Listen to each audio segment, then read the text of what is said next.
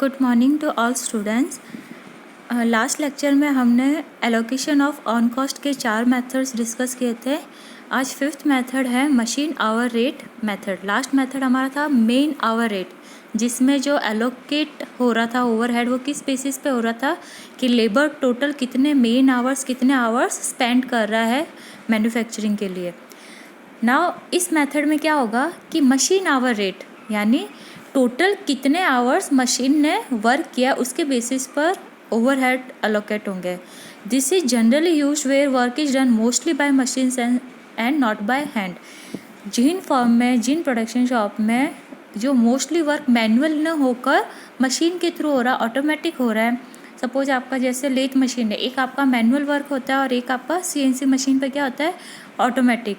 तो जहाँ पर मोस्टली जो वर्क हो रहा है वो किससे हो रहा है मशीन से, वहाँ पर मशीन आवर रेट मेथड काम में लेंगे।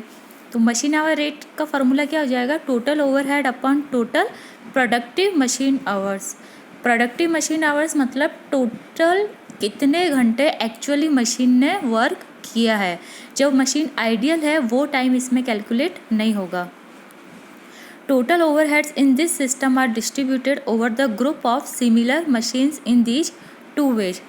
अब जो ओवरहेड को डिस्ट्रीब्यूट करने का इसमें कुछ तरीका है कि किस किस पॉइंट को किस बेस पे डिस्ट्रीब्यूट करना है। तो फर्स्ट है इसमें power consumption is metered separately. अब सपोज आपकी अलग अलग मशीन्स है तो उसका जो पावर कंजप्शन है हर का इंडिविजुअली कैलकुलेट होगा। ठीक है, सपोज आपकी एक लेथ मशीन है, एक शेपर मशीन है, मिलिंग मशीन है, तो उस प्रोडक्शन शॉप में उन सब का पावर कंजप्शन क्या होगा सेपरेटली कैलकुलेट होगा। या फिर आपकी अलग अलग शॉप्स है, जैसे एक में ओनली लेथ मशीन है, एक में ओनली मिलिंग मशीन्स है, तो उनका पावर कंजप्शन अलग अलग कैलकुलेट होगा। सेकेंड है depreciation charges are calculated separately. हर मशीन का जो डेप्रीशिएशन चार्ज है वो सेपरेटली कैलकुलेट होगा।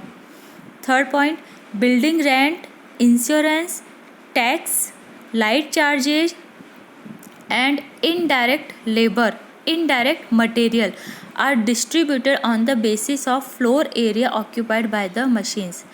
अब ये कुछ पॉइंट्स है। बिल्डिंग रेंट, बिल्डिंग जो रेंट होगा वो कॉमन होगा सारी मशीन्स के लिए। ऐसा नहीं है कि लेथ सेक्शन के लिए अलग बिल्डिंग रेंट लग रहा है और शेपर के लिए अलग लग रहा है।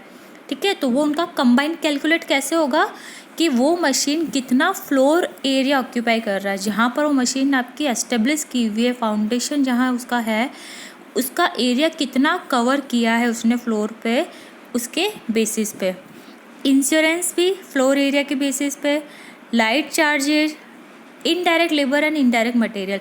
अब indirect labour indirect material, indirect labour means suppose वहाँ पर सुपरवाइजर है तो वो कॉमन होगा शॉप के लिए, वो हर मशीन्स के लिए इंडिविजुअली वर्क नहीं करेंगे, तो वो कॉमनली उनके फ्लोर एरिया के बेस पे कैलकुलेट होंगे।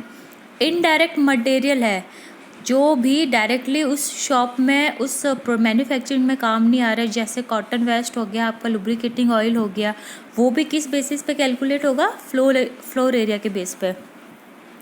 फोर्थ पॉइंट है expenditure of wages paid for idle period of machine is not consider in these overheads separately charge from profit and loss account.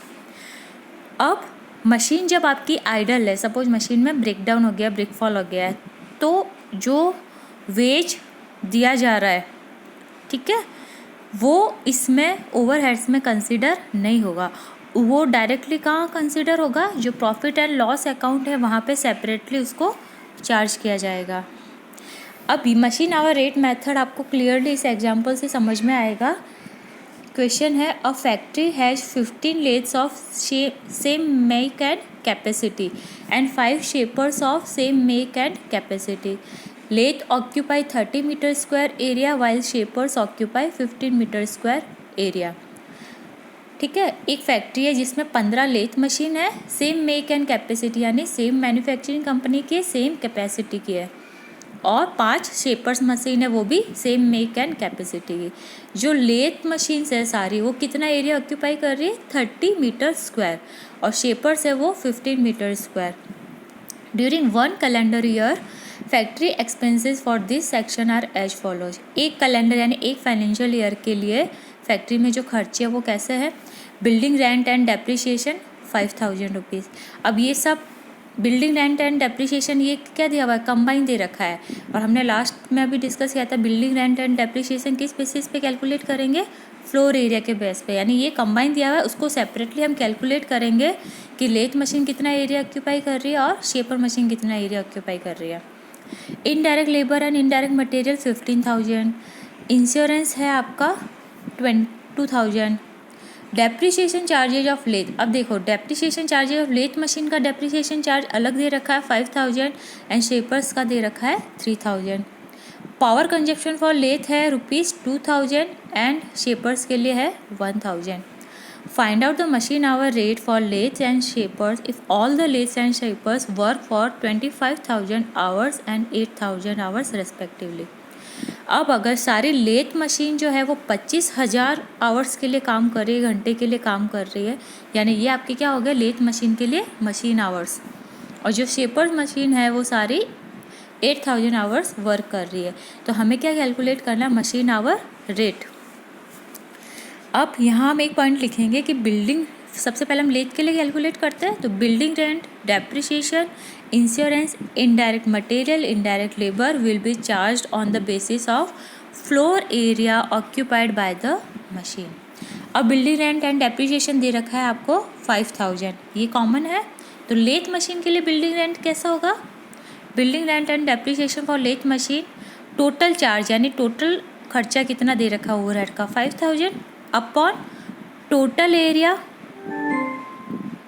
Into हो जाएगा आपका लेथ का area, ठीक है, यानी लेथ कितना एरिया कवर कर रही है। तो टोटल चार्ज हो गया 5,000, टोटल एरिया कितना हो गया, लेथ का एरिया आपको दे रखा है 30 एंड शेपर का एरिया दे रखा है 15। तो 30 + 15 हो गया टोटल एरिया, इनटू में किसका कैलकुलेट कर रहे हैं हम, लेथ मशीन का, तो मल्टीप्लाइड बाय लेथ मशीन का एरिया वो कितना है 30। तो ये आया आपके पास ₹3333.33। सेम इसी वे में इनडायरेक्ट मटेरियल एंड लेबर कैसा हो जाएगा, इसका टोटल चार्ज कितना दे रखा है 15,000 अपॉन में टोटल एरिया हो गया 45 एंड लेथ का एरिया हो गया 30, तो ये आ गया ₹10,000। इंश्योरेंस दे रखा है आपको कॉमन में 2,000 अपॉन में टोटल एरिया हो गया 45 और इंटू लेथ का एरिया हो गया 30, तो ये आ गया ₹1333.33। फोर्थ है डेप्रिसिएशन। अब डेप्रिसिएशन हम क्या करते हैं, सेपरेटली चार्ज करते हैं। तो क्वेश्चन में आपको डेप्रिसिएशन लेथ मशीन का अलग दे रखा है, शेपर का अलग दे रखा है, पावर कंजप्शन भी दोनों के लिए अलग अलग दे रखा है। तो डेप्रिसिएशन लेथ मशीन का 5,000 है, पावर कंजप्शन 2,000 है। अब ये total overhead, building rent, indirect material and labour, insurance and depreciation and power consumption, इन सबको ऐड कर देंगे तो क्या आ जाएगा अपने पास टोटल ओवरहेड्स, वो आया 21,666.66 रुपीज़। अब मशीन आवर रेट क्या हो जाएगा, total overhead upon total productive machine hours. Total overhead आ गया आपके पास 21,666 and total productive machine hour lathe machine के लिए आपको गिवन है 25,000, तो ₹0.866 आ गया आपके पास machine hour rate for lathe machine. Same इसी वे में हम शेपर के लिए कैलकुलेट करेंगे। तो first building rent and depreciation क्या हो जाएगा, टोटल चार्ज कितना दे रखा है 5,000 अपॉन में total area 45 multiplied by shaper का एरिया। तो शेपर का एरिया कितना दे रखा है आपको 15, तो मल्टीप्लाइड बाय क्या हो जाएगा 15, ये आ गया ₹1,666.66। सेम इसी वे में indirect labour and insurance calculate करेंगे। डेप्रिसिएशन शेपर का डिफरेंट दे रखा है 3,000, पावर कंजप्शन दे रखा है 1,000, तो टोटल ओवरहेड हमारे पास आ गया ₹11,333.32। तो मशीन आवर रेट क्या हो जाएगा, total overhead upon total productive machine our. Shaper के लिए प्रोडक्टिव मशीन आवर दे रखा है 8,000, तो ₹1.42 आपके पास क्या आ गया है machine hour rate for shaper machine. Now next method है combination of man hour and machine hour rate. अब क्या होता है कि जहाँ पर सब टाइप का वर्क हो रहा है, मैनुअली भी हो रहा है कुछ शॉप में और कुछ प्रोडक्शन शॉप में ऑटोमेटिक हो रहा है, मशीन्स के थ्रू हो रहा है, तो वहाँ पर ये मेथड काम में लेंगे। In industries having all types of shops where work is done by hand, man hour rate method is applied, and where work is done by machines, machine hour rate method is applied. अब जिन production shop में hand यानी manually work हो रहा है वहाँ man hour rate method apply करेंगे, और जहाँ मशीन्स के थ्रू हो रहा है वहाँ machine hour rate method apply करेंगे। फिर दोनों को क्या कर देंगे, combine. The last method is unit rate method. अब ये इसका दूसरा नाम प्रोडक्शन यूनिट बेसिस मेथड भी है। In this method overhead is allocated on the basis of unit of production and it is generally piece, KG, ton, litre, metre etcetera. यानी जहाँ पर जो बेस है वो क्या है, यूनिट्स है, तो वहाँ पर क्या होगा, ये यूनिट रेट मेथड अप्लाई करेंगे। This method is mostly use where only one type of product is produced. It cannot be use in factories where different kind of products are manufactured. जिन production shop में एक ही type का product काम में आ रहा है, suppose वो product आपका केजी में काउंट हो रहा है या फिर टन में काउंट हो रहा है या लीटर में काउंट हो रहा है, तो एक ही टाइप का अगर प्रोडक्ट जहाँ बनना है वहाँ यूनिट रेट मेथड अप्लाई कर सकते हैं। जहाँ पर डिफरेंट काइंड ऑफ प्रोडक्ट है, सपोज कुछ प्रोडक्ट आपको उसको आप पीस में कैलकुलेट कर रहे हो, नंबर ऑफ पीसेस में, और कुछ को आप उसमें वेट में कैलकुलेट कर रहे हो केजी में, तो वहाँ यूनिट रेट मेथड अप्लाई नहीं होगा। इसका फॉर्मूला हो जाएगा यूनिट रेट मेथड के लिए, overheads per unit equals to total overhead upon quantity of production. तो यहाँ तक आपके जो एलोकेशन ऑफ ऑन कॉस्ट के सारे मेथड कंप्लीट हो गए। Thank you.